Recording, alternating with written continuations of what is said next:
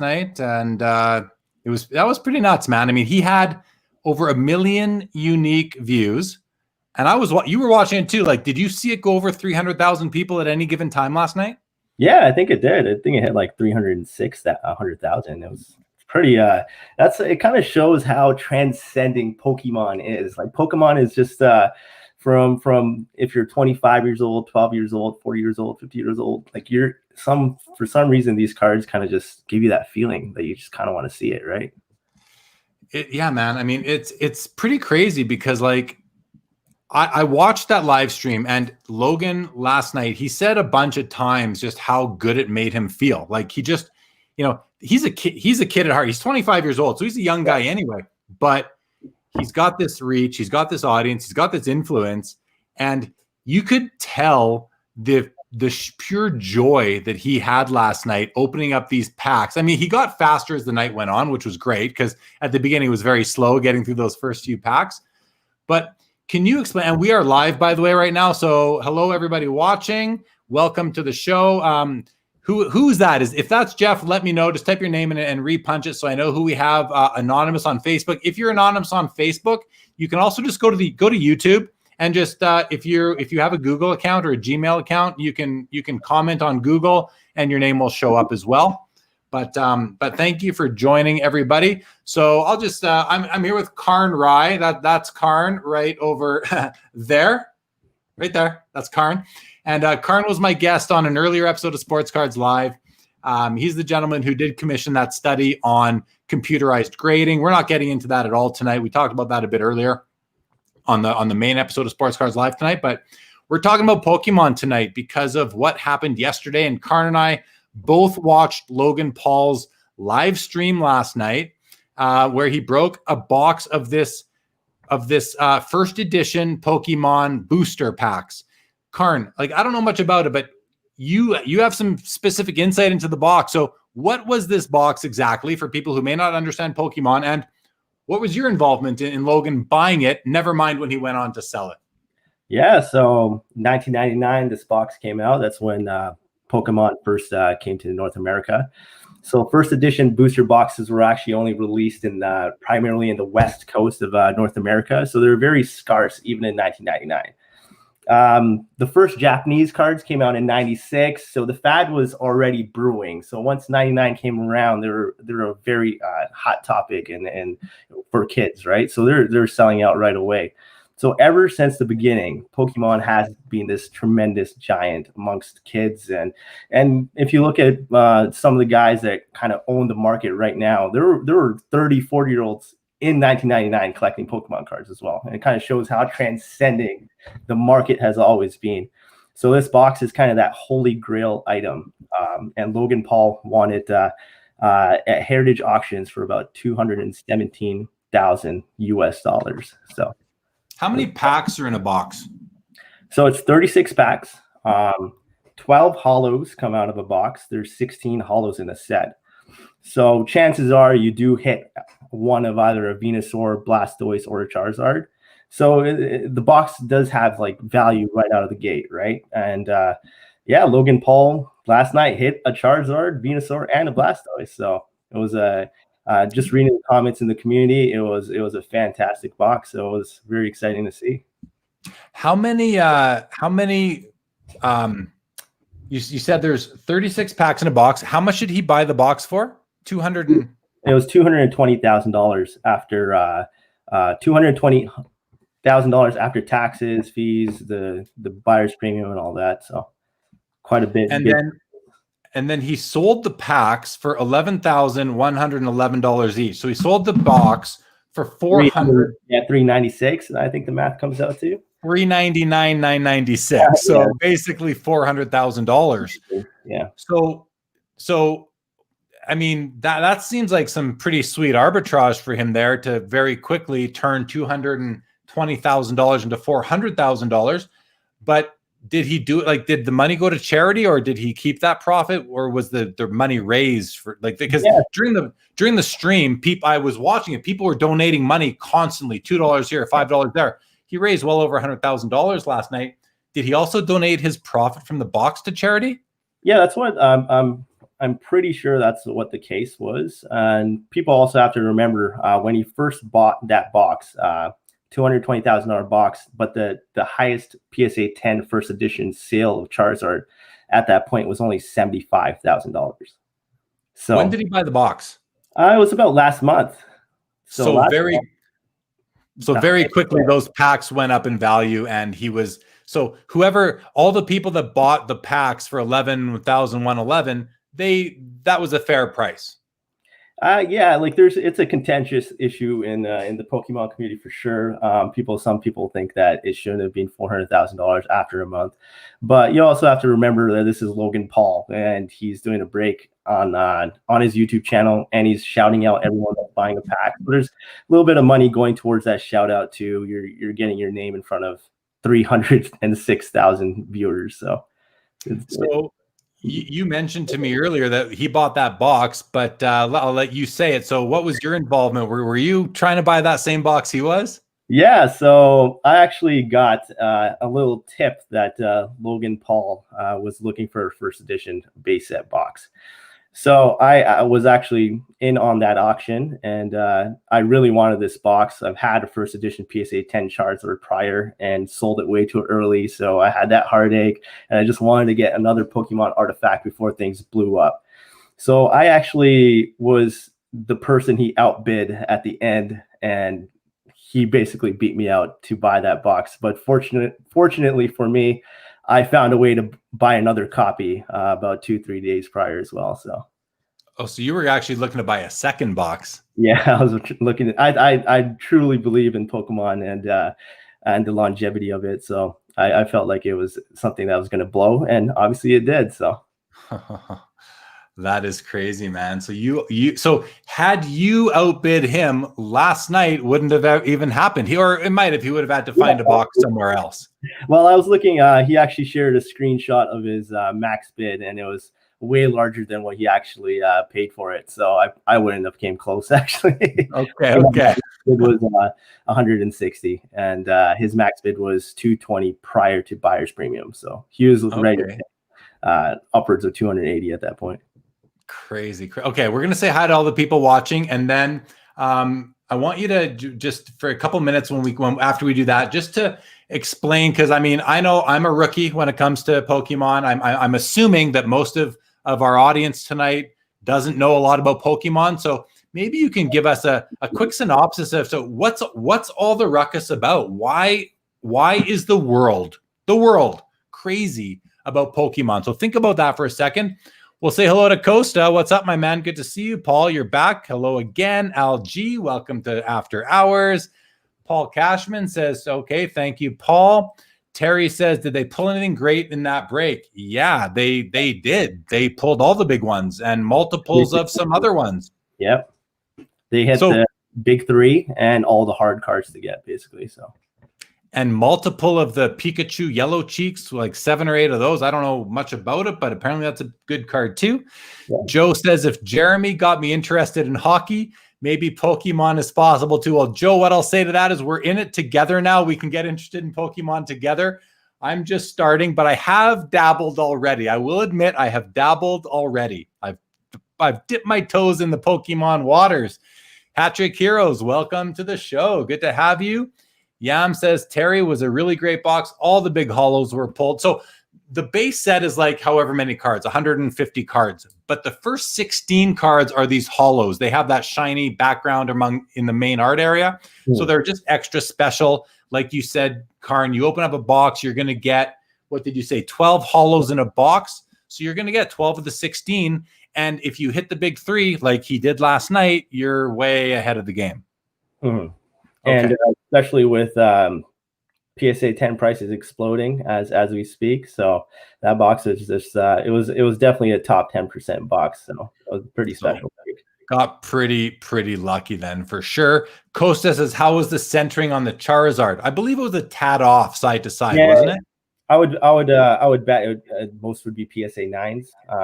There was, I think, the Blastoise that he pulled seemed like a PSA 10 centering, so maybe he'll get one there. But most of them look like PSA 9s, unfortunately. But these are It's crazy, man. Raw and untouched, fresh out of the pack on video. Like, that's pretty cool. Yam says he bought 4 to 5 packs for himself and his buddies out of that. Okay. Or he kept them for himself. So, hey, why not? Right. Patrick, how did you feel when you saw the box prank? Yeah. I mean, I got to admit, I was like, this isn't real right away. I'm like, there's no way this is happening. But so that was I didn't believe it from the start. Yeah. I legit didn't believe it from the start. Were you fooled at all? I think there was a little there's a little part of me like, wait, maybe he's doing it's going to cause an uproar and it'll be like the biggest controversy in the world. Like the potential chance was there, but I thought it was fake all in general. But yeah, same here. What else we got? Troublemaker Cards, welcome to the show. Eli says still have 1 sealed Pokemon Jungle first edition box tucked away. Insane what that box is. Wow, Eli, that sounds pretty wicked. I mean, I understand there's some crazy good cards in there. What would that be worth nowadays, Karn? I think it's about it's starting to hit about like 13,000 US around there, maybe 14 now. It's nothing like 400 grand, but that's still substantial. Billy says, were there stated odds on those products originally? Well, 12. You got 12 of the 16, so you're 75% chance of hitting the big one, right? Yeah. Yeah, you get there might be doubles and stuff, so I think the math is about like 60% on hitting a Charizard. So not bad. Still not bad. Eric, welcome to the show. Welcome everybody to After Hours.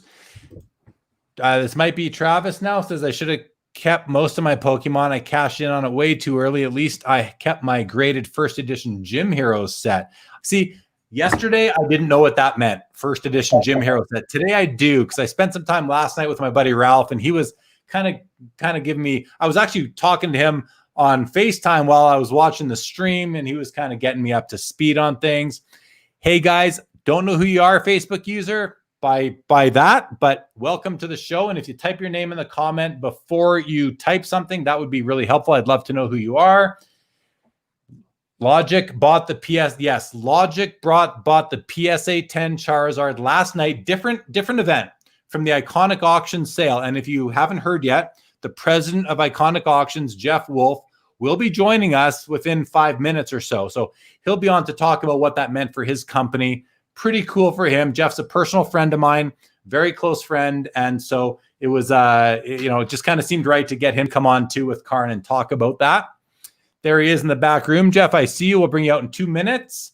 Costa says, I started collecting Pokemon again recently. Again, people are going crazy over Hidden Fates and Champions Path. Yeah. And Costa, I don't know much about this stuff, but I look at these cards. They are beautiful. Like, I never thought I'd be into Pokemon, but these cards are beautiful. Just stunning looking. Okay, I'm going to bring out Jeff for a minute now. Not for a minute. I'm going to bring out Jeff, and let's see. I might have to remove the After Hours banner at the top. Let's see how it looks.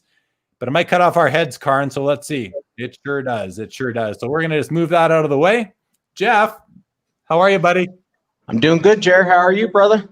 I am good, my man. I am good. Hey, awesome. Listen. Congratulations on last night. Like, how exciting was that for you? It was crazy. It was just totally crazy. I mean, I just heard you say how the Pokemon cards are beautiful. You're getting into it. I personally appreciate the passion for it, but I don't. It's something I don't personally get. I feel like it's a generational thing, and I totally respect it. It seems like the 25 to 35 crowd really connects with it. So I feel like I'm just a hair past that, being 40. But last night was crazy. I mean, we had a ton of signups. We had 2 different celebrities, obviously one celebrity being the known one, Logic, who won. I know of at least one other celebrity that signed up for the auction. I don't think participated, but they definitely signed up and were gunning for Pokemon stuff, and it was cool.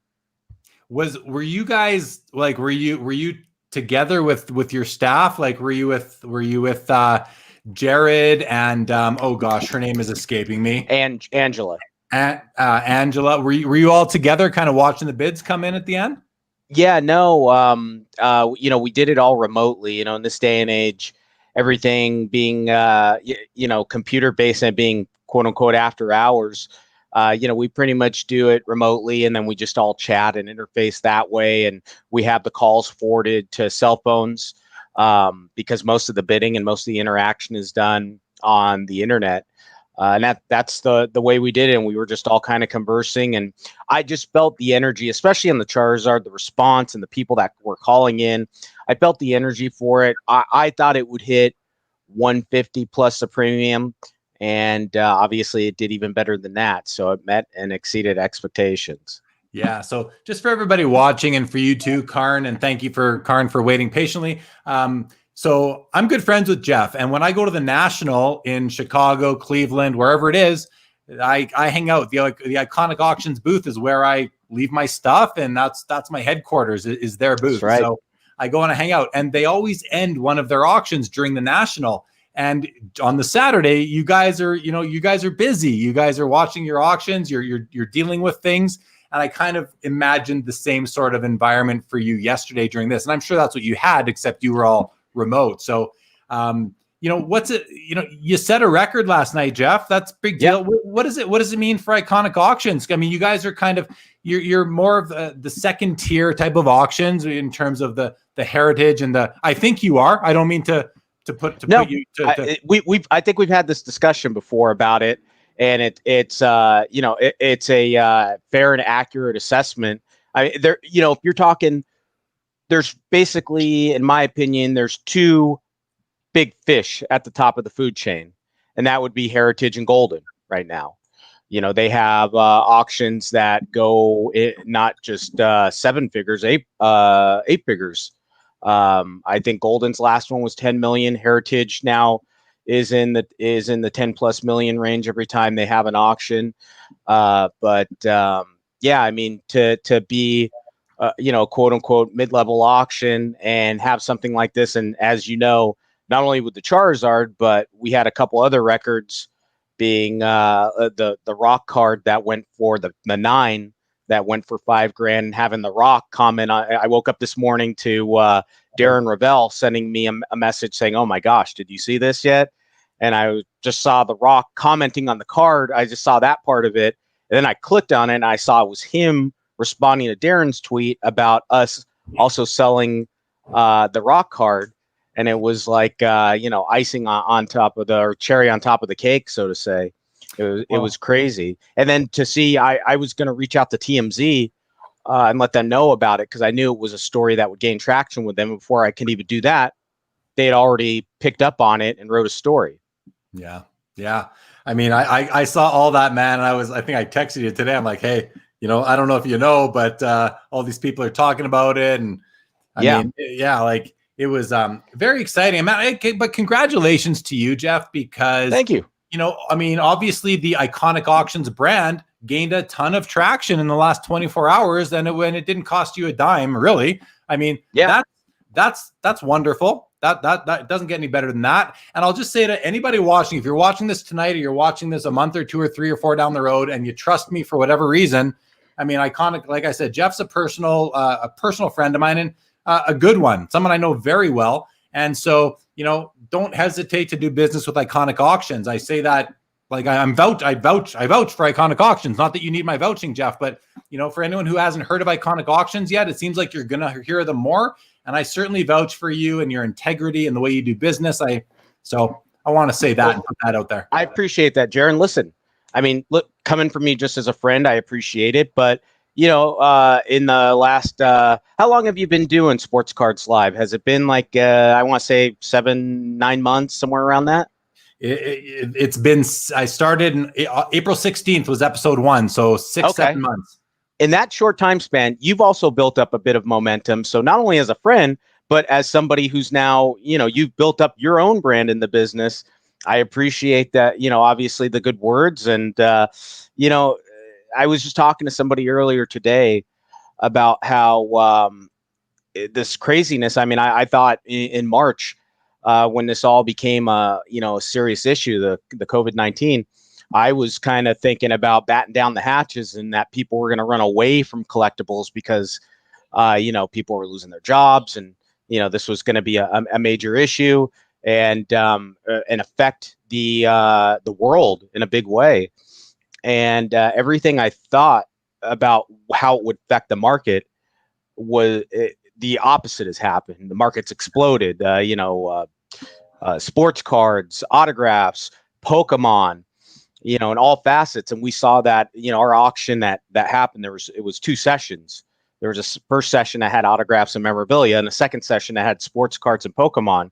So last night and Thursday night, we really got to see the market and the state of the market and how well it responded on all aspects of the auction. So yeah, that's cool, right? Because you've got eyes into the market that a lot of us don't have. As the president of an auction company, you know who's bidding, you know where they're located for the most part, and you know how much. I mean, I just doing a quick count in my head, I want to say there's at least 6 or 7 countries that were involved last night. Over the 2 nights, Australia, China, Japan, Canada, United States, Mexico. I know I'm forgetting some of them here, but yeah, I mean, just off the top of my head, those are the names I could rattle off just thinking about it. But when I remember thinking about I was going to talk to you, and that might come up, and I'm pretty sure it was 7 countries I counted in total. Yeah, that's pretty awesome. And I mean, that speaks to the worldwide appeal of, I don't know how many of those countries are, what drove those countries? Was it the Pokemon or the sports or a bit of both, right? Big, there is a couple people from Canada that were big in the Pokemon lots. Cause we sold the Charizard, which was a substantial, but we also sold 2 other substantial cards from that set, which were, the Venusaur and the Blastoise, I believe it was. Yeah. Those both went to the 5 figures. But so we had Canada involved in that. There was some serious action from Australia, and I believe there was a serious Chinese bidder that was participating on the Charizard in particular. But we obviously know who the winner was. And that was something I was. Since Logic's a celebrity, I was thinking, maybe this is something where I should reach out and ask them if it's okay to get permission to publicize that he won. That was another thing I woke up to. Apparently, he had some interaction with Logan Paul and mentioned that he was the high bidder. So that took care of that. Yeah, that makes it easier for you. You don't need permission. It's out there in the public domain and all that, right? So yeah. Karn, who's joining. By the way, Karn, Jeff, Karn. Hello, Karn. Nice to meet you. So Jeff, Karn is in my mind, he's one of the leading guys in terms of Pokemon that I know anyway. I know there's big guys out there for sure, but Karn's someone I have a relationship with. And card guy. What's that? I said I know a lot of Pokemon for a sports guy. Yes, exactly. But Karn, you started off with Pokemon and then got into sports cards, isn't that right? Yeah. So you went that way, where now a lot of people are going the other way, but I'm sure it's like we said, it's multi-directional right now. It's a lot of crossover and all that. But so Karn, were you in on any of these auctions last night with Iconic? I think I was in on the Charizard up to like a point in the 6 figures, but it started going super high, and I actually had a PSA 10 Charizard prior. And Jeremy, you can probably attest to this. Sometimes when you sell a card that you used to own, you feel like this heartache, and you don't want to pay like a triple amount of the price that you sold it for. That's kind of what happened with me on that. But just judging based on the community, it wasn't a shock at all. Like that $220,000 sale. Like I'm in a lot of hardcore Pokemon forums, and there was a lot of big players trying to get that card over the last 2 months for $150K, and no one could ever find it. So it wasn't a shock at all. Yeah. Crazy. It's awesome. So, well, Jeff, I mean, you're, I don't know what else, man. Like, I'm just so happy for you. And yesterday was such an exciting day in the world of Pokemon between your auction, between Logan Paul's. Were you aware that what Logan Paul was doing with his live stream? Yeah, I was. Jared actually told me in the morning. I was talking to him, and he mentioned that Logan Paul was going to be doing a live stream that went live at 6 Pacific, and our auction went into extended bidding at 7. And so he was thinking like, oh, maybe that will wrap up, and as soon as that wraps up, we'll do our auction. But I think how many he opened like 3 boxes, right? I just saw one. Did he do more after? Oh, okay. Yeah, I just saw one too. I thought somebody had told me that he had done multiple boxes. Maybe I was wrong, but he got it. Did he get he got a Charizard early in the poll, right? Yeah, and it's like Okay. 10th pack or something like that. So Okay, yeah, because I came at the very tail end. Because I told my kids about what was going on because they're really into the Pokemon thing, and they ran and pulled up his when he was ripping the packs, and he was down to like his final 2 or 3 packs, and we didn't see any Charizard, but it was exciting. I mean, being somebody who's and Jared, obviously Jeremy, my consignment director, and for the last couple of years, he was telling me this is something that's going to come to fruition. This is going to be a big thing, and it's going to be one of the next big waves in collecting. And it was one of those things where he called it right on the money. And he said, especially that first edition set, everything he saw, he had the vision for sure.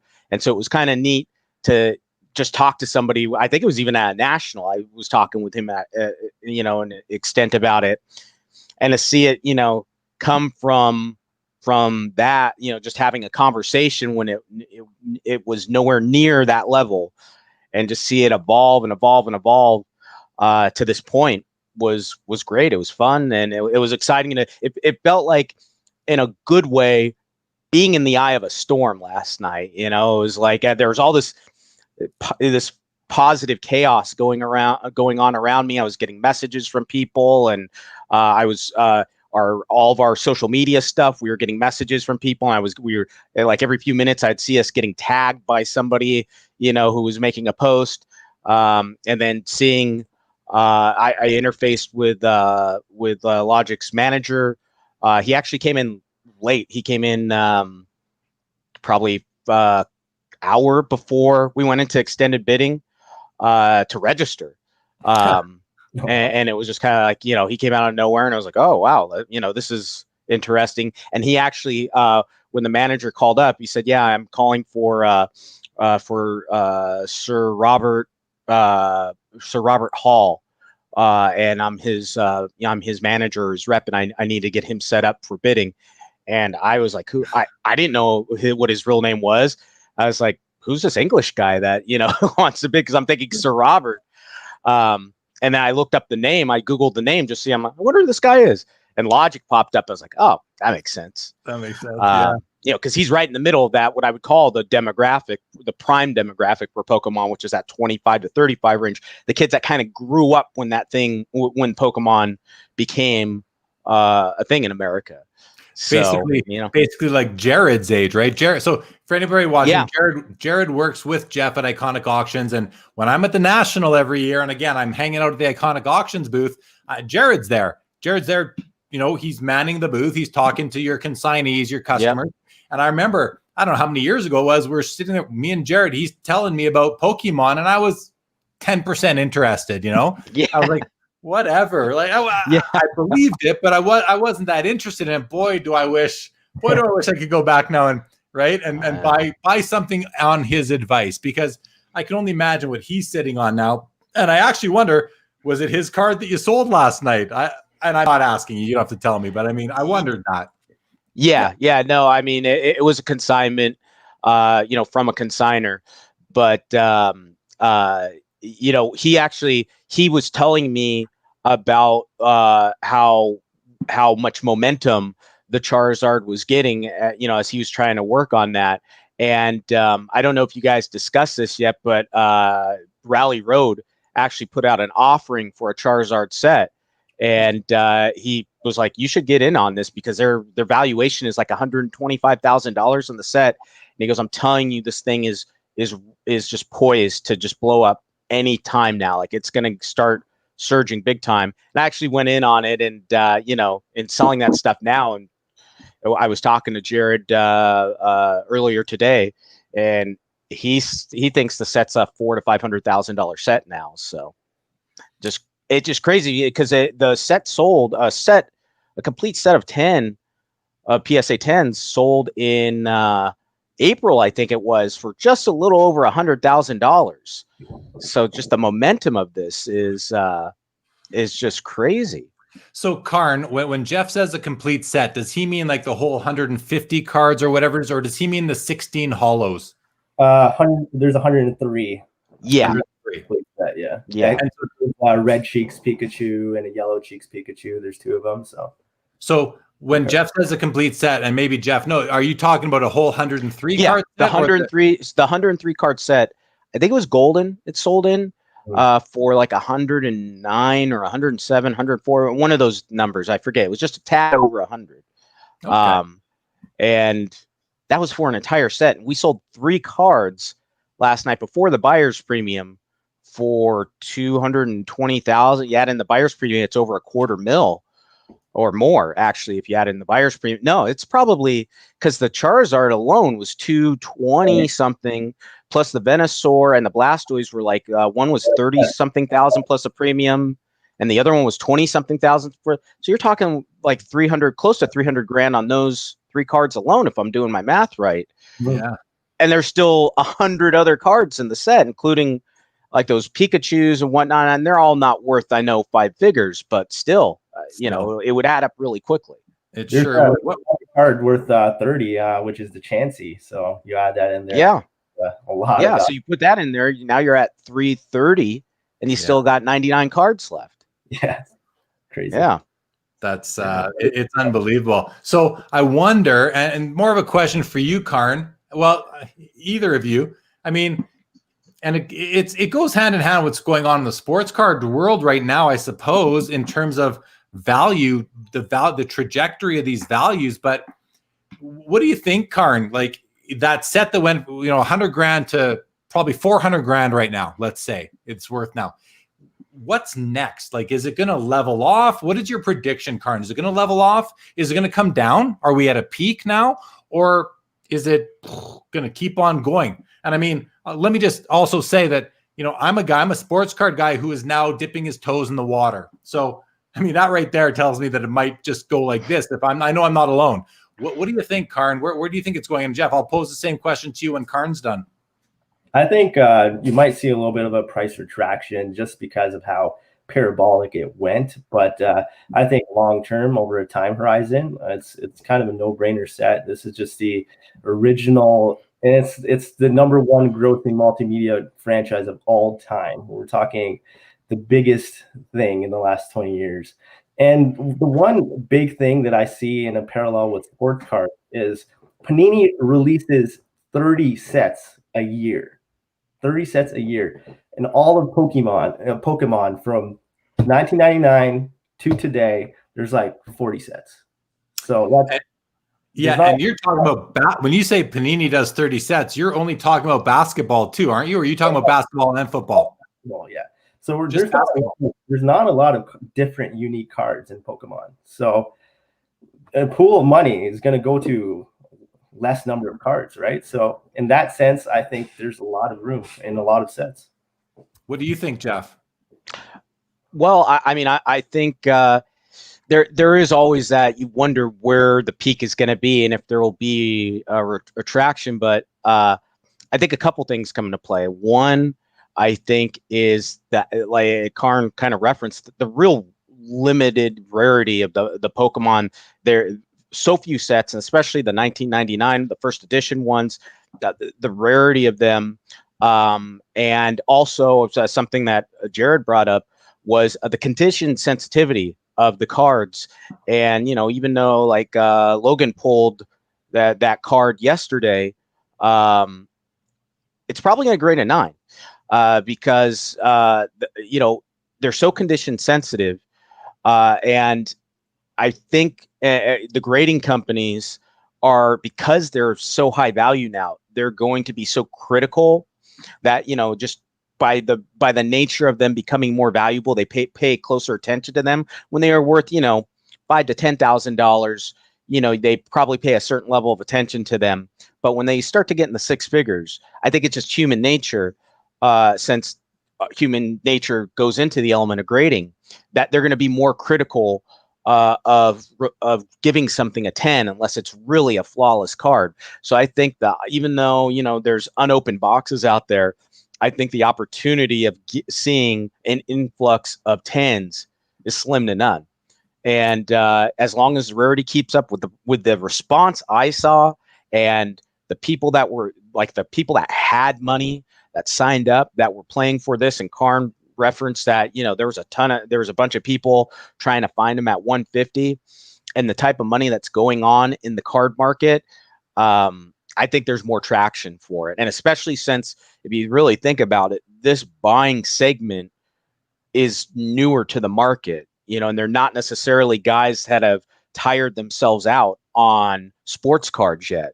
Like, I don't know Logic personally, but I don't think he's collecting sports cards. I think he's just gone deep into this Pokemon based on what I've read about him and whatnot. I think there's a lot of guys like that. So my personal guess is that there's still a little bit more traction on it. Yeah, and to add on to that, I think the Pokemon mindset is still in its beginning stages. For example, I go through the forums, and everyone speaks about this new modern set that was released in 2019 called Hidden Fates. And the pop report on that Charizard across PSA and Beckett is about 2,000 cards are graded. And that is considered wild, like absolutely wild, that there's 2,000 of these Charizards. And I look at it and I see Luka Doncic silver prisms. There's 4,000 or 5,000 of them. Prism bases, there's 12,000, 13,000 graded, and they still go for 2,000, 3,000 US dollars. The Pokemon market is still suppressing the Charizard values because they think that's a high supply. But in reality, in comparison to sports cards, that isn't a high supply at all. And I think the market is a lot larger as well. And the opportunity exists down the line that a 1,000, 2,000 supplied pop Hidden Fates Charizard will be little. Like, that's not a lot in the grand scheme of things. So I think there's a lot of room to grow in even the mindset of a Pokemon collector. One of the things I wonder about the staying power of Pokemon, because I do believe it is a global cultural phenomenon. It's very important in today's society. I believe that. But how long can it go? Like to stay relevant, I think they need to continue to release new products. Yeah. So how long can they keep doing this before it just gets repetitive? And this is coming from somebody who's never played the game. So I don't understand the mechanics of it and what allows it to keep on, for them to keep on adding new sets. And I have a list here that my buddy Ralph gave me last night, and of all these sets. And I mean, at least I know what they're called now, but they have all these names. There's the first base set, there's Fossil, Jungle, Gym Heroes, Team Rocket, Neo Genesis, Neo Discovery, Aquapolis, Neo Destiny, EX Ruby Sapphire, EX Sandstorm, Dragon Frontiers. It goes on and on and on. How many more of these things can they do? How long can they keep on building this franchise?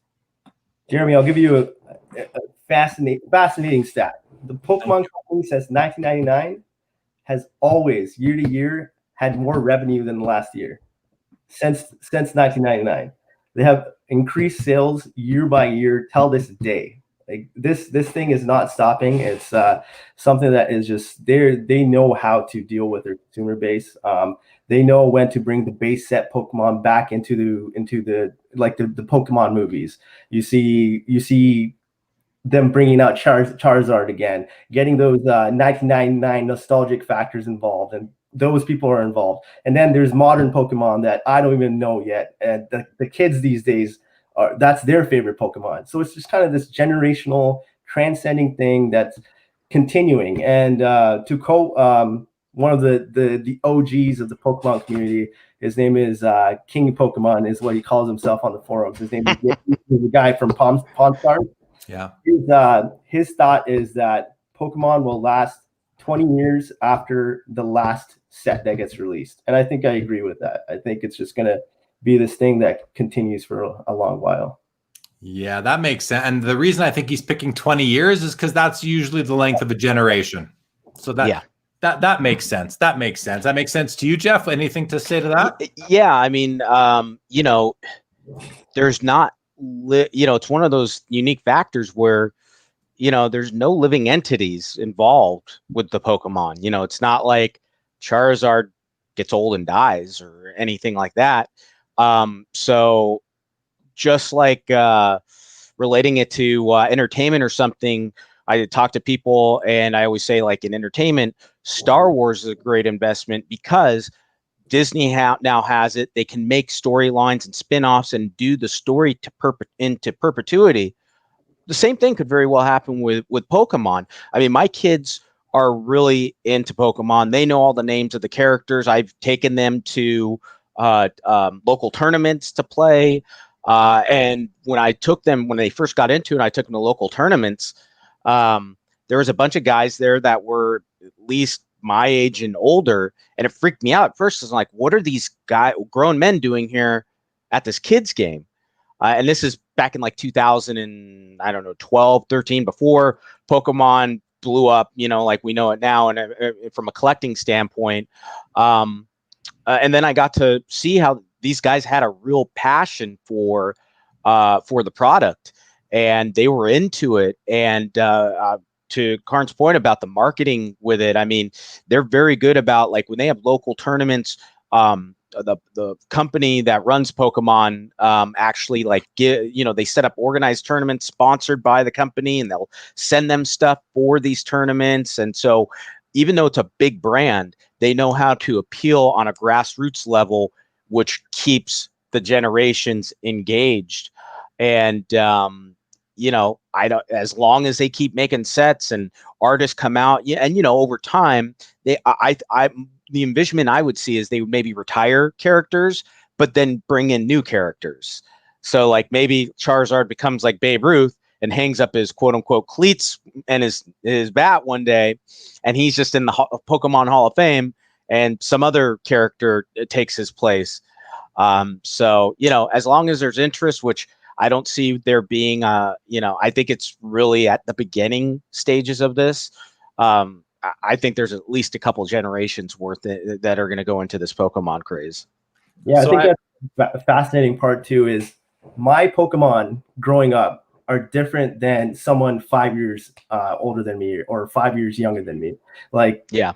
My Pokemon, my favorite was Lugia, second generation. But kids today, they're Rayquaza or these new Pokemon that I don't even understand or are educated on, because that's not my era. It's kind of like sports. Like, everyone has their GOAT of their era, like their Pokemon. Like, their generation has this different environment than each person, that just based on age. It's pretty fascinating the way they've been able to develop kind of how that nostalgic factor of different Pokemon characters feels with that age group. And there's about over 1,000 Pokemon out there. So wow. So I have two questions. The first question is, Karn, do the mechanics of the game allow for the retirement of a character? Like, could they retire Charizard, or would that break the game?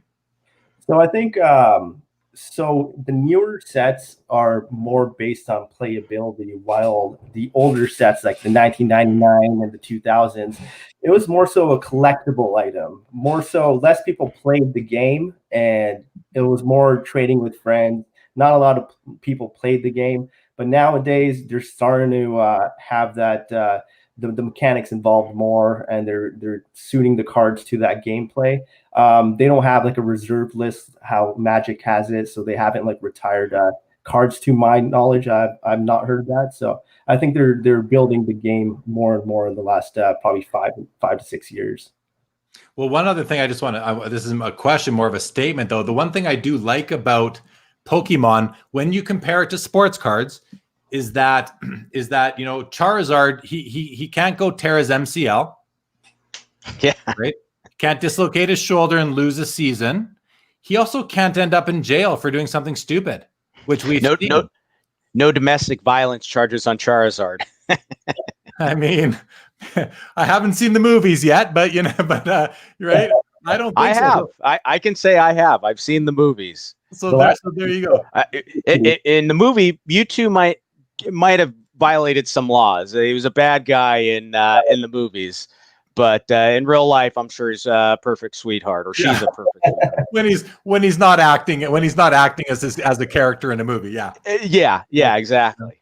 But no, that's interesting that these aren't athletes, obviously, and I asked when Ken Golden was on the show from Golden Auctions, I asked him, is Pokemon for real? And he said, yeah, this is as big, if not bigger, than Spider-Man and Batman and Superman and any comic book hero you've heard of on a global level. And that really, I didn't forget that. That means that hit home with me. And that's where my interest comes from, is the fact that this is a global cultural phenomenon, and it's here to stay. And like the guy Gary, the famous collector who calls himself the guy on Pawn Stars, I think, and I'm following him on Instagram now. Like he said to you, 20 years after the last set comes out, that last set might not come out for 100 years from now. We just don't know, right? Who knows where the world is going, but it could last a long time. So guys, listen, we've got a ton of comments that have come in, and I haven't even read them yet. And I know we got people in the audience. So I want to take a few minutes and just run through them. Jeff, you're welcome to join. I don't know what your time is like, but I'm happy to have you here the whole time. It's a Saturday night, just hanging out and working on post-auction stuff. So if you want, I'm more than happy to hang out here for a little bit. It's a Saturday night pandemic style. You may as well hang out, right? Exactly. All right. Buddy. So let's go through some of these comments, and I'm sure we have some questions and that I'll call on you guys on to speak to. So we're going to go and start here. Rome says, can you ask if he still uses PWCC Vault? I don't know who you're maybe you mean Karn. Karn, do you use the Vault? Yeah, most of my Pokemon is in the Vault, actually. So I love it. There you go. Seb says sports card values change with players' performance, championship, etc. What can make a certain Pokemon go up or down? Karn. Same thing with sports cards. It goes down to desirability, but the one thing Pokemon has for it is the market is all set collectors. Everyone is a collector. Most people, the grassroots, they're trying to catch them all, just how the Pokemon catchphrase was. I think that's kind of ingrained in the consciousness of the Pokemon community. They kind of want to finish all the sets, and they're rare. The pop reports are low. So if there's 100 people trying to finish a PSA 10 set of, say, the second generation, Lugia only has 41 of them. So there's 100 people trying to get 41 PSA 10s, and that rises the value of the cards, right? So, and there's not a lot of sets, So it's really population that drives it, because you said Karn, that you said it's the same thing as sports cards. It's desirability, but the question I have is what's driving that desirability? So if you're a set collector, there's no preference from one card over another within that set, just by definition of a set collector. But the populations drive. But we do know there is, because I'm not a set collector in Pokemon, and I'm a new Pokemon guy now, very limited. Just dipping my toes in again, and I don't know what my approach will be, but I don't think I'm going to be collecting full sets. I think I'm going to go after key characters. So what makes a character a key why are Charizard, Blastoise, and the third guy, why are they the most desirable from the base set? Like what makes you desirable in Pokemon? So I think that's just a fandom piece. Like Charizard has always been that character that was marketed the most. So everyone wanted that Charizard when they were young. So I kind of like the speculators that are investing in Pokemon cards, they kind of want to come in and try to make a little bit of money off the cards, right? So what they're trying to do is trying to attack those desirable cards that they think are going to rise in value in the future, right? And it's getting collectors in Pokemon really, really angry. Like there's a lot of angry Pokemon collectors right now because all the prices are driving up, right? There's a bunch of investors that are kind of, say if there's a card like Charizard, PSA 10, there's only 180 of them, right? And now Logic has one, and Steve Aoki has one, Gary Vee has one, or, like all these investors are starting to have one. And all those collectors that have been trying to finish the sets for so long, the prices are going up on them, right? But what creates that value is kind of just like this self-fulfilling prophecy of everyone wants a Charizard because everybody wants a Charizard, Right. Is it Karn, is it based on artwork? Is it based on artwork? And is it also based on the card's power in the game, in the gameplay itself? And that's just an easy question. Like yes or no. Is it based on artwork? Yeah, for sure. And is it based on the card or the character's powers within the mechanics of the game? I would say less so of that. less so that more. So it's more art and supply. Yeah, nostalgia. It's whatever you connect to, whatever you have that emotional connection to. And it seems like the general population connects to Charizard the most. Okay, let's go to the next question. And I don't know who it is, but he or she says, what should one be looking for to buy new Pokemon cards, newer releases? Obviously not the value, but where to and what to be looking for. Can you answer that, Karn, in a minute or so? Yeah, I think Champion's Path is the one that just came out, and Hidden Fates. Those are the two probably biggest iconic sets. So that's probably what they're at Walmart. They come in tins. So that's probably what you're looking for. Okay, thank you. This one's for you, Jeff. Billy wants to know how do you get paid for a card for $220,000? Is it usually with bank wire, or do people come and pick them up in person with a suitcase of cash? I've done it multitude of ways. I once sold a Lou Gehrig contract to a client, and he actually paid to fly me out to New York City from Arizona to hand deliver it, because even though I told him, look, I can sit in this thing, I have full insurance via FedEx, so we'll get to you tomorrow morning. He wasn't comfortable with that. So he actually paid to fly me out there and put me up for the night in a hotel. And I went down to his office on Park Avenue and hand delivered it, talked to him for about 10 minutes, went on my way, went back to the airport and flew home. But a lot of time that's kind of a one-off. Typically when you have bigger transactions, wire transfers, the mode of executing it.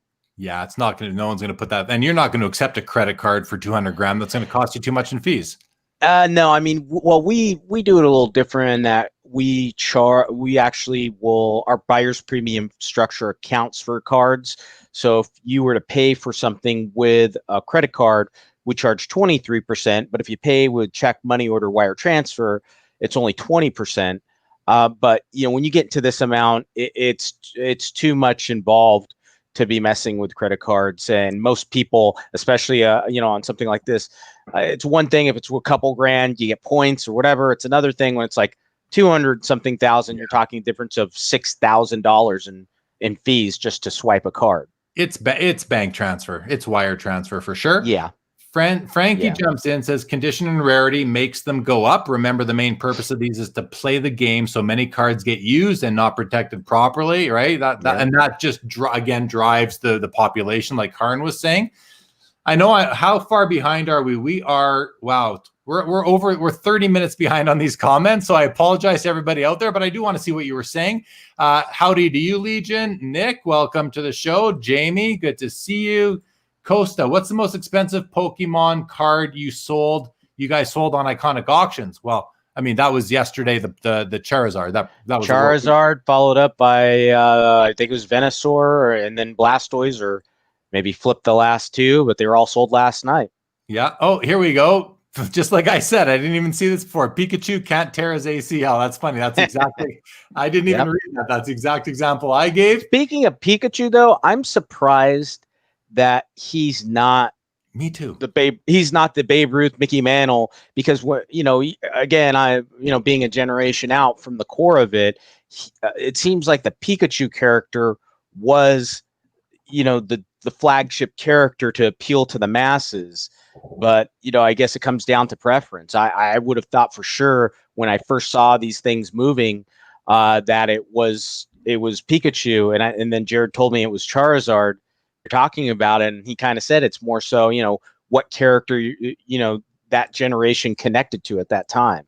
I thought so too, especially because when that Pokemon Go app came out a few years back, and like everyone else, I downloaded it just to see what all the excitement was about. Sure. And it was all about Pikachu was the big character, if I recall. So anyway, yeah, it's Charizard. Let's keep on rolling through here. We got a couple from Hattrick here. Do you think a lot of the impact has helped the hobby, as lots of people have reached into the collections to circulate them with other collectors, which turned into a new passion once again in the hobby? Goes on to say, with people seeing the value of items, they are looking into the stuff from when they were kids, and again selling them and buying more, creating this cycle. I think what you're kind of getting to in a simpler statement is just excitement and hype over this thing. And yeah, when that happens, people go looking at, and the pandemic has helped people go back into their nostalgic photo albums and boxes and pulling out what they had. So I definitely think that there's something to that. Keeping on going. Yeah. Yamwax has a comment for Karn. With 6-figure Charizards out of reach for most, are there other sets that new collectors should consider as an entry point? Now, Karn, before you jump in, I'm just going to say that Karn and I talked about this before we came on live tonight, and that's my approach. That's exactly how I'm approaching it, Yam. So I'm going to show the cards I have. I'll put them up on the screen here because I only have images of them. I don't have any of them on hand. They're actually down with my brother in Arizona at this time, waiting to be shipped up to me here. But I'll show them. And but Karn, I'll let you take this question though.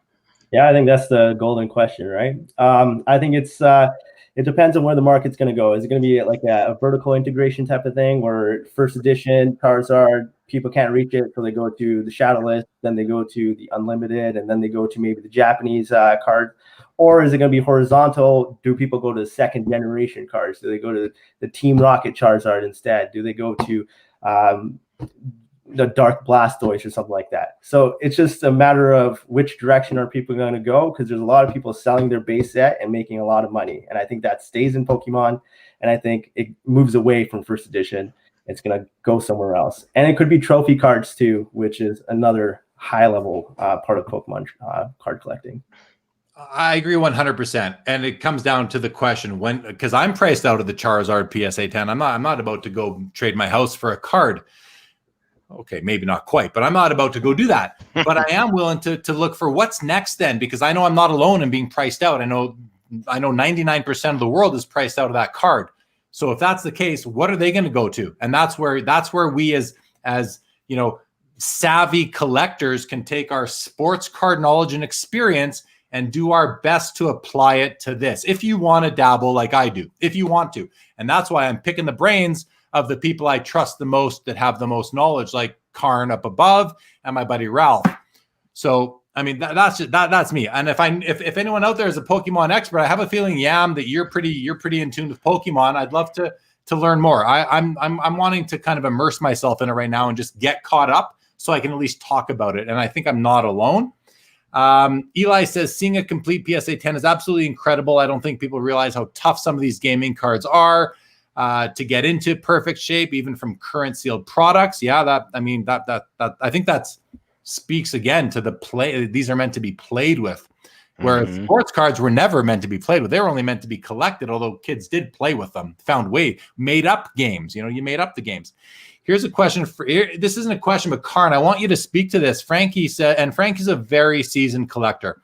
He says Hidden Fates is being reprinted for the end of November and early December. So my question is, what does that mean to the current Hidden Fates cards that are out there floating around? Yeah, so I think it's a major concern for people in the market. They don't want to buy Charizards at current prices if the Pokemon Company continues to make the cards again a year later after release, right? That's just bringing more Charizards into the market. But when I look at it from an outsider's perspective, coming in from sports, still there's only 2,000 graded Charizards and there's 12,000 Zion Williamsons, right? Like, I still think reprinting, there's still not that many, as much as people think there are in the Pokemon market. I still don't think it's as much as people think it is. Well, and you have sorry, Jeff, one sec, Jeff, but Karn, you also have a really unique perspective in that you know both markets, sports and Charizards.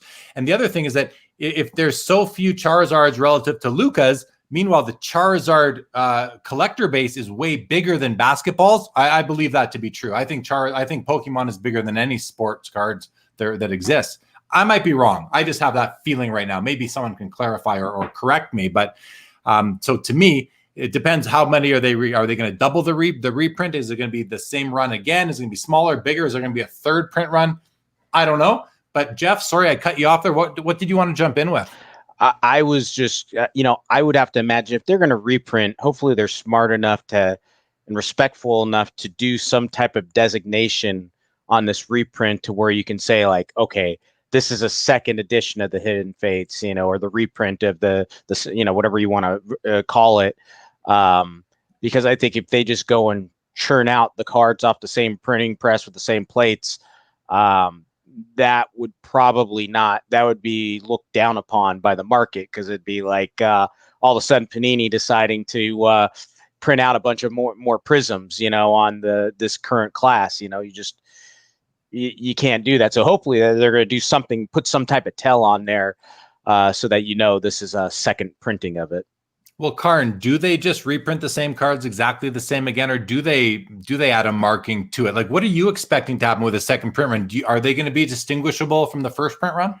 Unfortunately, the Pokemon Company actually doesn't even use first edition anymore, so that's not even a thing in the cards. So they're actually just printing the same card over again. But the market is a little different in the sense that they're actually trying to do it because there's so much demand for that product. And you know how what's happening with the Panini product at Walmart, there's like 50 people like lining outside in the aisles. They're actually trying to make sure like all these kids get those cards type of thing, right? It's like a board game, right? It's like, it's like printing Monopoly. They'll print it forever and ever, the same thing if they want it, because this isn't meant to be I don't believe its main purpose is to be a collectible. Its main thing is to be a game. That's what I think, but I might be wrong on that, because like you've said, it is, people back in 1999 were collecting them too, not just playing it. But again, it's a game, so why not keep on printing it? It's our fault if we want to buy the stuff.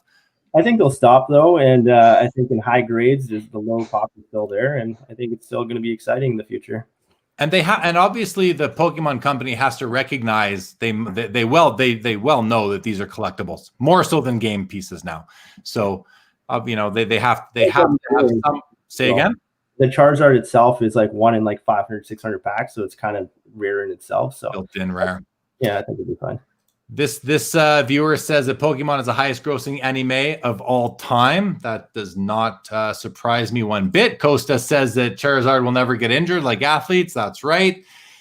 This guy says, I was 8 when I started collecting Pokemon base set 1 in 1999. Now, 20 years later, I enjoy opening Pokemon more than hockey and sports cards. I'm a sports card collector. So this is a very, it's a product that people have a lot of love and nostalgia for. And that's such it has to. Without that, I wouldn't want to be involved, because that's what I'm banking on. And I'm banking on creating some nostalgia myself, because I just enjoy, and for me, it's so new that it's all new.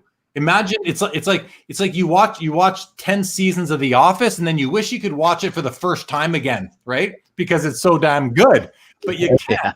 So I'm kind of fortunate that I get to see it all for the first time now and be kind of blown away with how cool these things look from an aesthetics perspective. What does Frankie say? An important aspect of why it's so collectible is because the first cards were produced by Wizards of the Coast, same company that makes Magic the Gathering, and then later changed to Pokemon USA. So it went through the brand, the IP went through a couple of different ownership groups, it sounds like. That's interesting. The WotC cards are considered like the more collectible cards of the era. I think they ended in like 2003 or 4 or something like that. Okay, WotC being Wizards of the Coast. I got it. Okay. He also says, making the early releases more collectible since they rotated out of the game trading card scenario. Okay. Yam says, Frankie, WOTC also made a 2001 Harry Potter set. Hint, hint, still under the radar.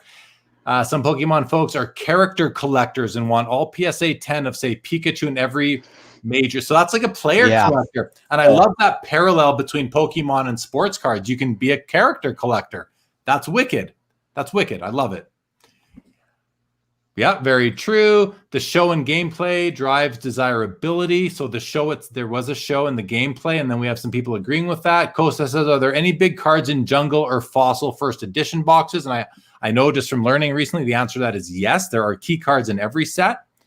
Paul says, okay, thank you, Paul. Joe says, I appreciate the concept of emotional connection. I think that is a refreshing sweet spot in the midst of the investment craze. I've said it before, Joe, and guys, I mean, the hobby, we need collectors to drive the hobby. Otherwise, investors have no one to sell their things to at the end of the day. I don't think. We have to have collectors, and what drives collectors is nostalgia. Nostalgia is at the core of everything of this whole business. It's at the core. It's at the core of your living, Jeff. Is nostalgia, right?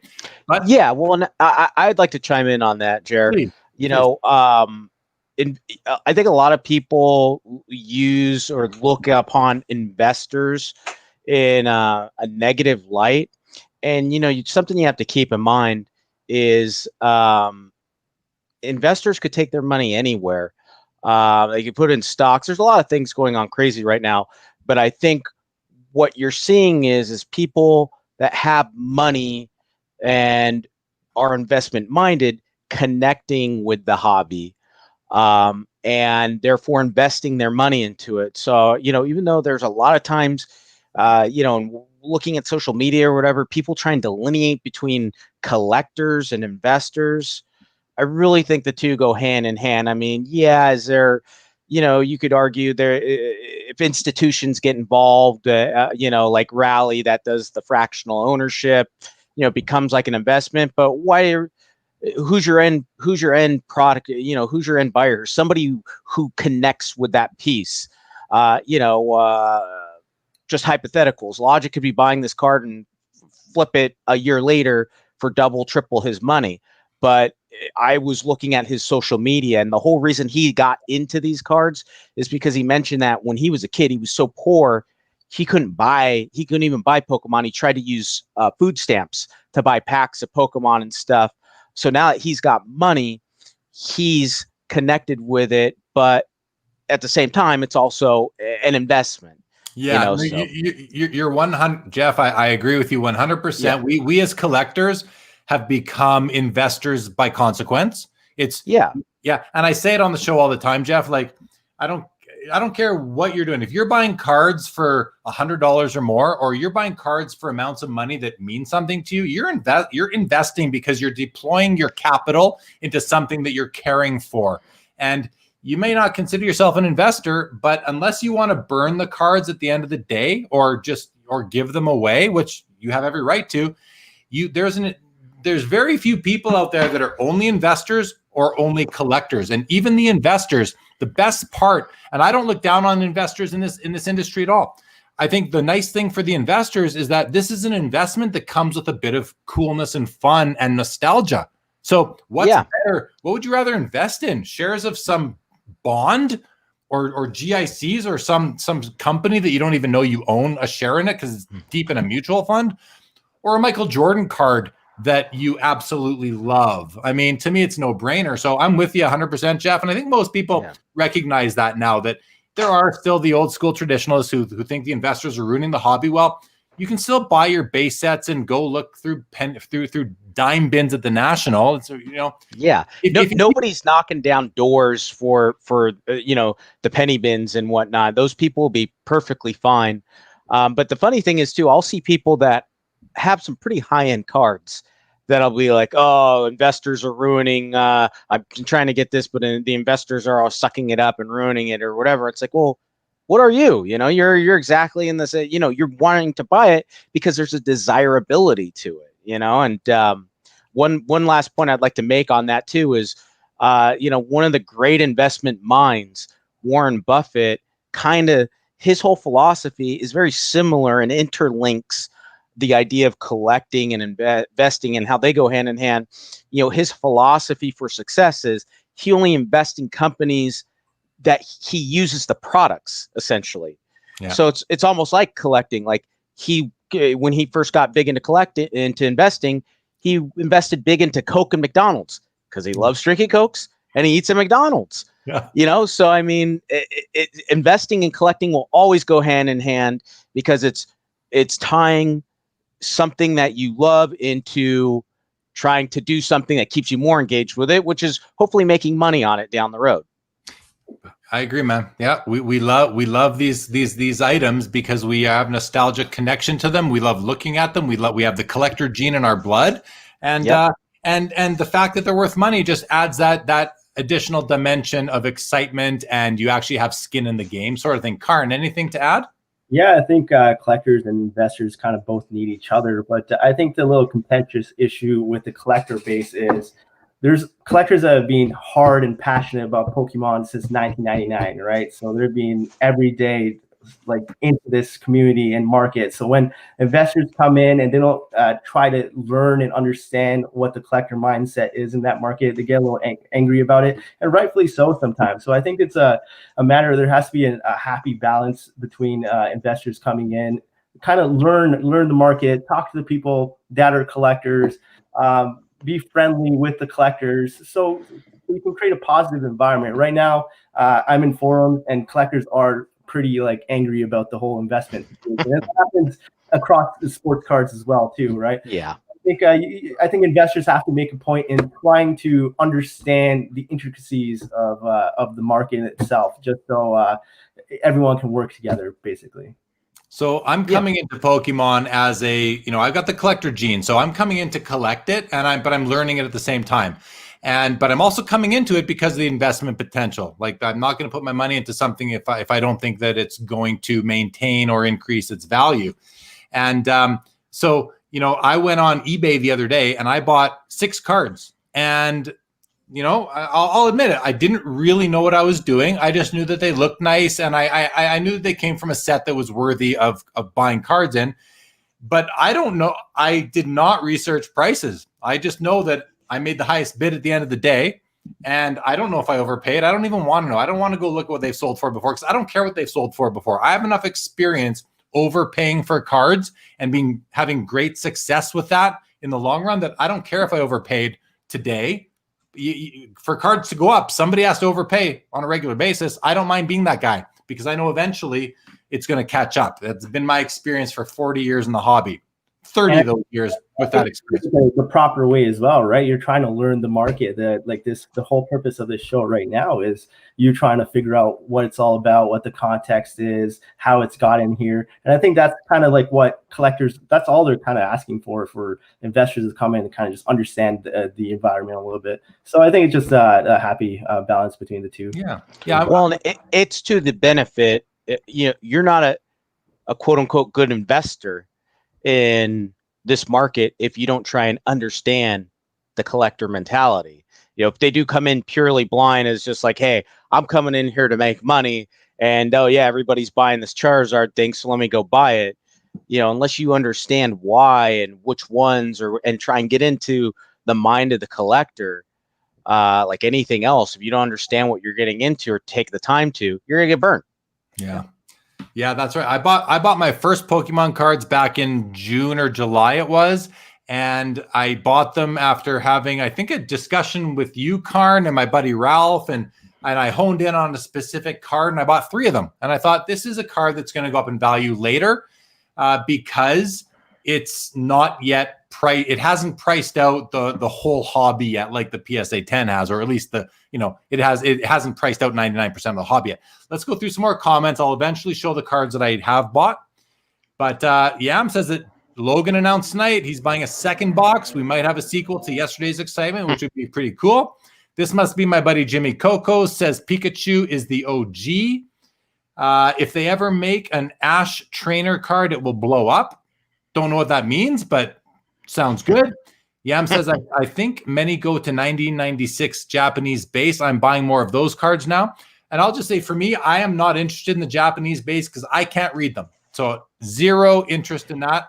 See, and my counter to that, Jer, is I only own 1 Pokemon card personally, and it's from the 1996 Japanese base set, because to me, 1, there's a couple aspects to it. 1, it's the first set where they're known as like the pocket monsters, and it's like very comparable in the design to the 99 American set.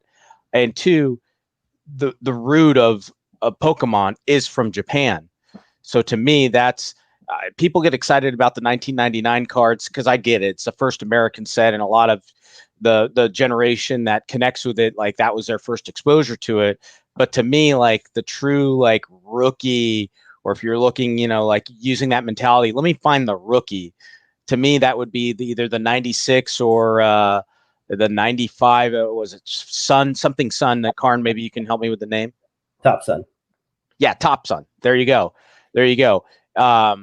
Because it started as a Japanese product originally. So that's my take on it. Which but both takes are valid. But I was just giving you a different spin on it. I completely understand that approach.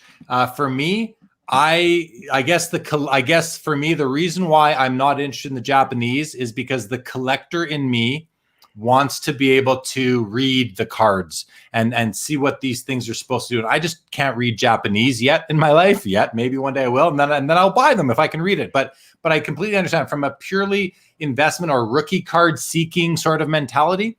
I can see that. Although I do see an opposing position to that, Jeff, which is, I'm trying to think of a case, but maybe finding the Mike Tyson rookie card. You can buy that card that came out of Italy, I believe it is, or you can buy his first North American card. Is the Italian bred card or whatever that is that an XRC or, so to me, the Japanese Charizard, from my perspective, is more of a pre-rookie card, because to me, I want the English rookie, if you will. But I get it. I totally hear where you're coming from. And that makes a lot of sense. And I'm sure a lot of people, and Karn will know best.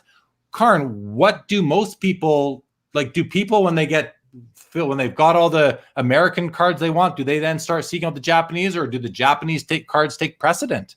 I think there's a certain segment in the market that goes for the Japanese cards. And I probably shouldn't be saying this live here, but go look at the no rarity Charizard 1996 pop report, and that'll tell you all you need to know about where that card's going to go in the future.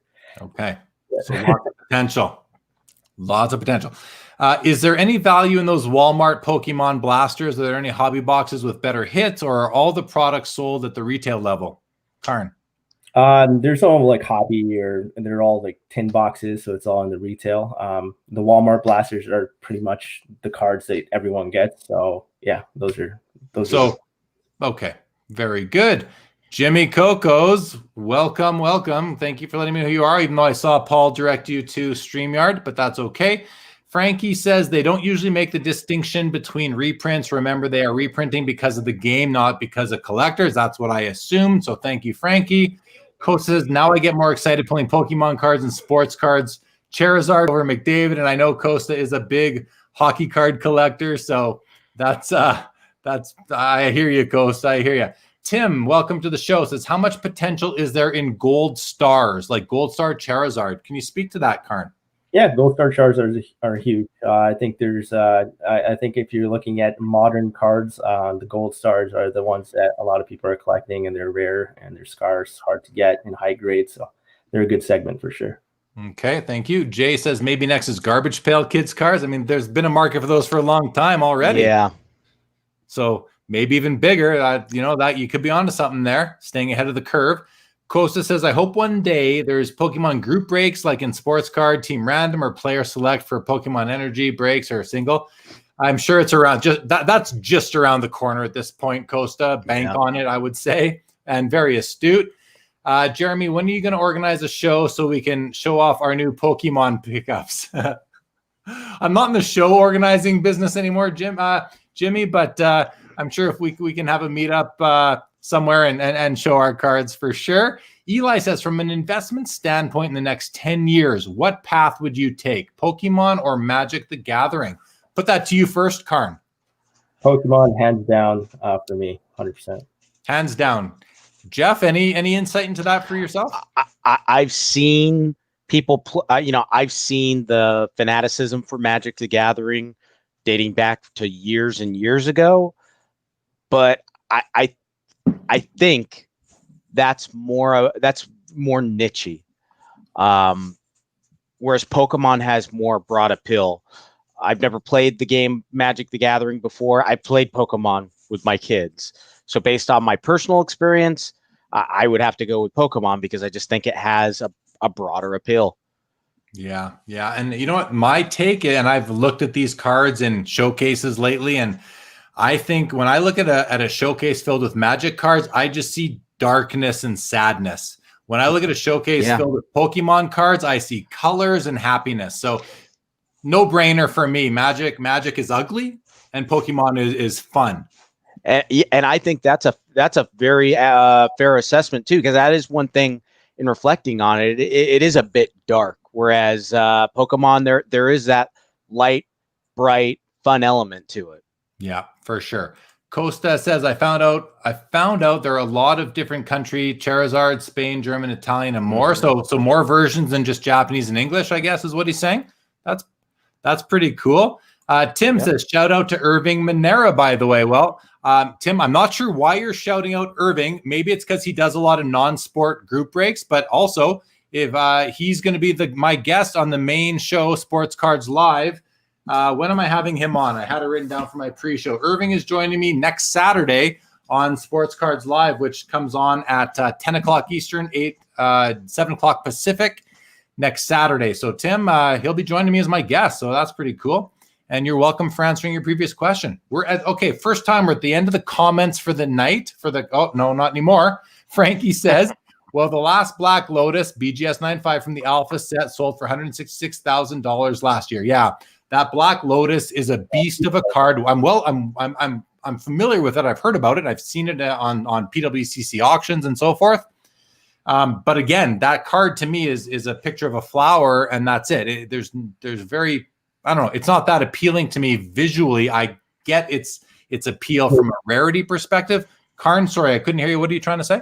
Extremely rare. I think there's a finite number out there. So that's one of the biggest reasons why it's such a huge card. But it's being stagnant though in the last year or so. So okay, fair. Thank you for the comment, Frankie. So guys, do you want to see what I've bought? Do you want to see the cards that I've bought as far as Pokemon goes? I do for sure. Okay, so I'm gonna go. Karn, should I go from newest to oldest card or oldest to newest card? Let's go newest to oldest, because I think a lot of people don't know the newest cards yet. All right, so let me just do this, and I'm gonna do this. So here we go, guys. This is this card I just bought yesterday, so I don't even have it yet, but here it comes. Let's see it. Ooh. So I picked, this is from Hidden Fates. I think, is this the newest set, Karn? It's newer, but there's a newer set after this. Champion's Path is the newest. Okay, so is this the one that we were saying earlier is being reprinted? Yeah, Hidden Fates is being reprinted. This one is. Okay, so I bought this yesterday. It's a PSA 10 Charizard GX. I don't really know what GX means, but I do see the letters GX right beside his name here. And I'll let you guys know I paid like $150 for this card. So I thought, you know what? It's a beautiful card. I think it looks really cool. I don't mind having that in my collection, so I'm going to grab it. I bought another card from this set, and this next card was like a third the price, but I think it's just so cool looking. This character, since I've discovered this character, I've thought it was a cool character. Jeff, you mentioned it earlier. I think it's the Mewtwo, also a PSA 10, the GX, also Hidden Fates. I think I paid like $50. So I don't know. I just bought it, again, not really knowing what I was doing, but being sort of familiar with the name of the character. So these are the only new cards I bought, the only non-1999 cards I bought. So they're 20 years later.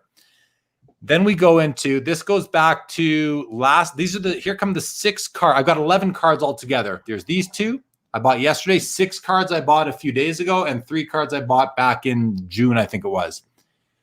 So I picked up 6 cards from the base set, the main 1999 set, but they're not first edition. They're not Shadowless. It's the Unlimited series. They're PSA 9s. I'm happy with PSA 9s. And I picked up a Charmander, and I really didn't know what I was doing here. I just knew that I knew the what it tells me on the label, 1999 Pokemon game, the name of the character, the PSA 9, and I knew what it was in terms of kind of what set it came from. So I was happy to get this card, even though it was like $100. And when I told Ralph, he's like, wow, I can't believe that's worth $100 already.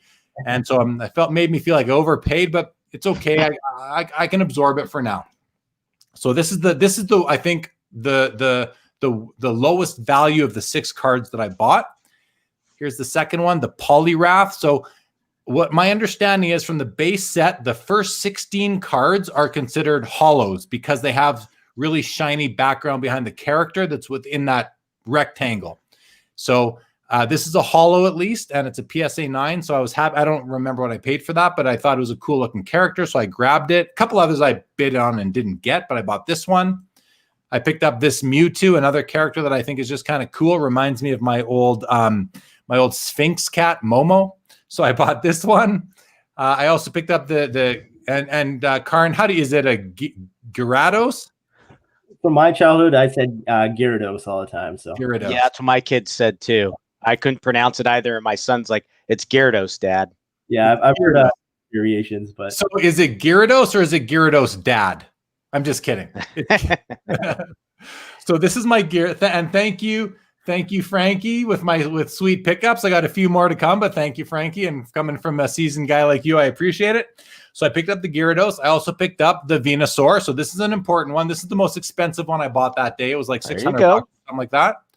But again, it's not first edition. It's not shadowless. It's out of the from the 1999 Pokemon cards. This is like the worst. It's the lowest value of all the levels that came out, the versions that came out. But again, I feel like I'm priced out. I'm not buying a Venusaur for $30,000 or $40,000. I don't care that much about Pokemon. I'd put that kind of money into Michael Jordan or Wayne Gretzky, Mickey Mantle maybe, but not into Venusaur, who I just discovered and who isn't really real. There's one step actually lower than that, so it's the second worst. Oh, I didn't even know that. And what's the difference? So there's something called Base Set 2. So it was essentially the reprint of Base Set, and they actually marked it as a reprint. So it's called Base Set. Good to know. So I'm in the third to fourth kind of ranking. So I picked up the Venusaur. How many? Let me just see how many. Let's just go to the next one. This will be. So I also picked up the Alakazam. Now this is card number 1. I thought that was cool. I mean, just look at this guy's face. I mean, like I just thought this was an awesome design. Yeah. I can see myself, thinking Alakazam. I'll see future versions of how they painted him or what he looks like and see how that evolves. But I just thought it was a cool card. I don't know. I don't remember what I paid for it. But Karn, you were telling me an interesting story about Alakazam. I think before we went live. Can you want to tell that story quick? Yeah, so there's actually a psychic that uses spoons and it's like show, I guess, and he ended up suing the Pokemon company for using his likeness on a card. And Alakazam was actually not used as a character in Pokemon for quite a bit of time, so it just started coming back like very recently. So there's not a lot of Alakazam cards out there. All right, that's interesting. Yeah, that's the stuff that you don't know unless you talk to an expert, right? Like. Yeah. That's right. So thank you, Karn. You're my go-to guy for sure. Before I get to the last 3 cards, I'm going to go to a couple of comments here. So I guess someone tells me Base Set 2. Thank you. Banned. I don't know what you mean by that, Costa. And then here's a question for Karn from Jimmy. What's the deal with TPC not making out? There it is. You just explained it. Thank you very much. Okay, there you go, Jimmy. We're ahead of you even. I didn't even read that comment first. Okay, I'm going to get to the last 3 cards I bought. These were the first Pokemon cards I ever bought. I bought them all on the same day. And I can tell you, I'm already well ahead of the game. So here's the first one. This is your Charizard. This is the guy everybody's talking about. But again, it's not shadowless. It has the shadow. The shadow is this little dark line, the dark shadow coming off the square here, and I guess on the bottom as well. It's also not first edition. If it was first edition, it would have a little stamp here. It would be a little black stamp right here, this is all new to me. I sound like an expert, but trust me, I'm not. Maybe I don't sound like an expert, but I sound like I know what I'm talking about, but this is brand new knowledge for me. So it has that. So it again, this is this, and I'll ask you, Karn, is this a reprint, Base Set 2 or Base Set 1? So a Base Set 2 would actually have like a number 2 right underneath the picture, like right there, yeah. Right here. Yeah. So good. I'm glad to hear it. So this is Base Set 1 chart. Now I'm going to tell you guys, I bought this card, I also bought this card, and I also bought this card.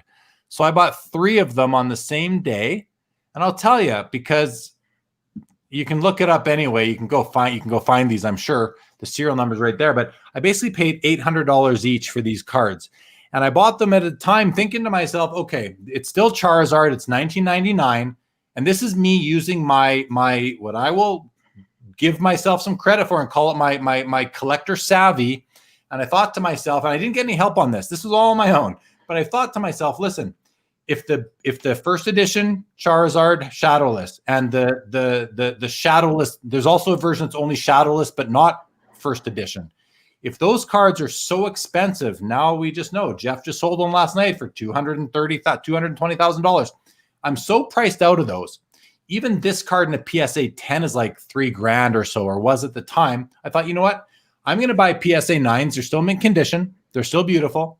And there's something that more people can strive for. So I think it was a good investment, yet I'm not looking to flip these. I'm not going to flip these in 2020. I probably won't even flip them in the 2020s, to be honest. I'm going to hold these for a long time. And the last few that have sold are like right around the $1,600 to $1,800 mark. So if I were to sell them, I've already doubled my money. And that gives me confidence in, number one, using my collector / investor savvy in my own endeavors moving forward, more confidence in what I'm doing. And I just think there's something to be said for, if you're being priced out of something, what's the next best thing? Or if you see people being priced out of something, where are they going to look to next? And this was obvious to me with my very limited Pokemon experience, but I think I nailed it. Karn, can you please assess my Pokemon entry? Yeah, I think it's a very good idea, because I think there's going to be a lot of like-minded individuals that are like yourself. They're going to look at that vertical integration way, and they're going to start looking at the cheaper Charizards and the base set rookie card Charizard. So, yeah, I think it's a good choice. I think the only downside, I would say, or what a collector in the hardcore community would say, is there's probably 1,000 times more of those versions than the first edition version. But then again, if the market availability isn't as high on a day-to-day basis, that probably doesn't matter that much. So, yeah, and if you look at the pop report, and I don't remember what it is right now, but I've looked at it, it wasn't offensive to me like some sports cards are, So, and I think the fact that these were played with back in 1999, a lot of them, that how much, even if we see more and more submissions, especially with what's going on with Logan Paul and Jeff with Iconic broke the record yesterday, and it's being tweeted and Instagrammed all over the world right now. It's going to drive more people to find those albums from when they were a kid and go through them. But are those cards going to be in mint condition or better? I'm going to say no. There will be lots that will be, but not all of them. So while there is room for the population to still go up and increase, I don't know if it's going to double or triple, but it will. And let's also face it, grading costs have gone up this year. So that's going to be a bit of a barrier to even more of them being graded. And it's a pain in the butt to get cards graded too, for the most part. So, but that won't stop people from grading the true gems. I get it. So I think I completely agree with you. The community aspect, they're saying kind of there's thousands and thousands of the booster boxes out there, of the unlimited booster boxes. And at a certain point, if that price level goes up on that individual Charizard, people are going to start opening up the booster boxes. But honestly, I agree with you. I don't think the pop report's going to go up as much as people think it is. Yeah. It's a very condition sensitive set. Even though, you don't have the traditional squared off edges, corners rather, of sports cards, those edges get nicked up pretty easily. And then the surface, there's a lot of, I was talking to Jared, my consignment director, my resident Pokemon expert, I should say, about this. And there's a lot of, which we're experiencing now in sports cards with especially with prisms, the printing flaws, the dimples and whatnot. He's saying there's a lot of print line issues with that Pokemon set. So, maybe somebody has one that's well preserved, but you got a printing flaw, so it's an 8, or, pick a number, but it's going to be very hard to get 9s and 10s, even opening up fresh product. Yeah. What I've learned already is where you look, it's hard to tell surface from an eBay auction, but if you're looking at the card, you have to look at the back, and you have to look at those blue borders, because those blue borders chip. And I was looking at one, I don't remember what the card was, but I was looking at this card earlier today on eBay, and it was in a PSA 10 holder. And I saw on the top right and the bottom left, I saw like little white nicks within that blue. So, and I understand there's that, even a PSA 10 has some room for for a flaw or two, but it's definitely not going to get a BGS 10 type of thing. And so there, again, that comes back to not all 10s are the same, not all 9s are the same, but with Pokemon, you have to look at those edges, because the corners don't really exist, but the edges certainly do exist, and you have to look really closely at them. And centering is a big issue as well. And I'm just looking at I'm just looking at this one right here. I'll just bring it up one more time. And I mean, I'm looking at this. The centering on this guy is like pretty much bang on perfect. So I'm happy with that. How about this one? It's off a little bit right to left. Yeah. And this one back to pretty much perfect. I mean, maybe top to bottom is 50, 48, 52 or something like that, but it looks pretty bang on to me. And I think it was Jimmy made the comment here that all different PSA cases on the Charizard. So yeah, we got the new one. We got the original one. Oh, these two are the same, are they not? Yeah, I think the two are the same actually, Jimmy, but I think, unless I'm missing something, but definitely a different one over here in the middle. So, okay, a couple more comments coming in. Eli, awesome show. Thanks, Jer, Karn, Jeff, enjoy it. And thank you, Eli. If you're still there, good night. We'll hopefully get to see you at an expo soon. Do print lines drastically affect the grades? Great question. Yeah, Jeff, huge. Go ahead, Karn. Yeah, so something like in Generation 2, you'll see a card like Lugia, who the PSA 10, there's only 41 copies, and the reason being the holo gets scratched, so that gets docked right away. And then in first edition base set, the Chansey, it's these lighter cards, have these, they're prone to scratches on the holos, so there's not a lot of PSA 10s in the pop report, and that makes those cards like 20x the PSA 9 versions. Okay, very good. Thank you. Costa, nice cards. Jeremy, thank you. Costa and Jimmy are local guys here who I know. And I mean, these guys I used to see on a monthly basis, if not more regularly. So I'm glad you guys are hanging out with me tonight, at least, guys. Good to see you. Well, listen, I mean, this has been a lot of fun. I want to let everybody know Karn is going to be joining me again on Halloween. We're going to have Halloween. I decided to make it a Pokemon themed episode for the main episode of Sports Cards Live. And my buddy Ralph, who I've alluded to a couple times tonight, will also be making an appearance. And so that should be fun. And I mean, as you can tell, I'm pretty excited about Pokemon. Sports cards still #1 for me, always will be. I'm just getting dipping my toes into Pokemon. We'll see how crazy I get, but I am willing to take a certain amount of capital and deploy it into Pokemon because I can see myself enjoying it. And I look at it and it does give me happiness inside my brain. And that's just something that I'm willing to pay for, I guess. So, and I got a question. Actually, it applies for both of you. So which characters are you guys going to be dressed up as on Halloween? The world wants to know. Me and Jero will work on it. We'll do a little dual costume. Nice.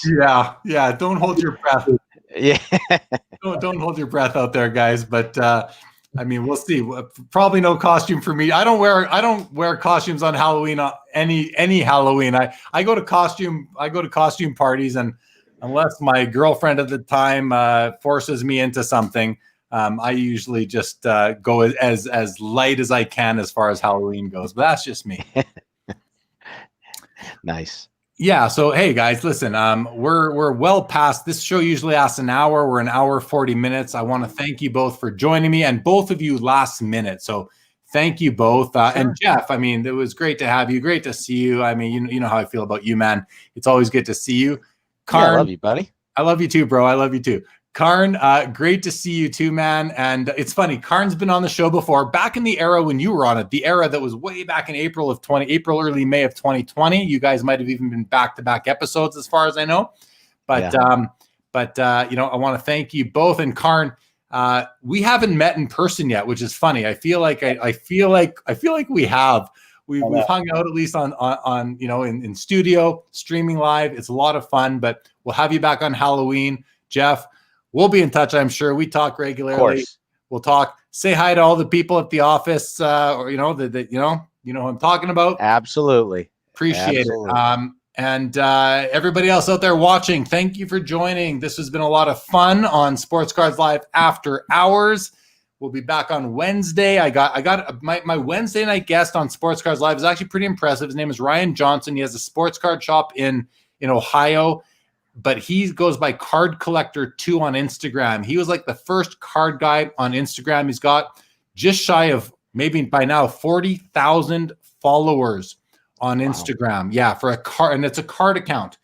And he's also the guy that organizes the trade night at the National. Jeff, you'll remember I went to it last time. Yeah, I remember that. He's the guy that organizes that. So nice.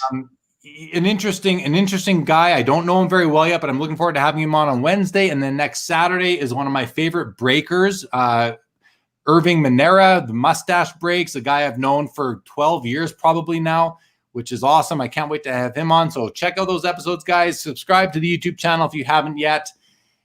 Thank you to Karn. Thank you to Jeff Wolf. Guys, pleasure to have you. Final comment comes in. Jeremy, are you going to be in Ant-Man 3 reprising your role as Darren Cross? Yeah, just signed the contract. I'm hoping to get a bit of Corey Stoll's payday on that. That would be all right. I don't know if you remember, Jared, but I was in the theater watching Ant-Man, and I literally texted you when he came on the screen. I was like, "This Jeremy's in Ant-Man." I do remember that. Yeah, for sure. Well, guys, Jeff, say hi to Sonny. Say hi to the kids. Will do, brother. Good stuff. And in the future, Costa and Jimmy in an episode. Hey, we can talk about that for sure, guys. Probably, yeah, we definitely talk about it. That's it. Good night, you two. Just wait there 1 second. Everybody else, Good night. I'm ending the broadcast now. I'll let you guys say your goodbyes, and I'm going to hit the end broadcast button. Take care, peeps. Thanks for having me on. My pleasure, guys.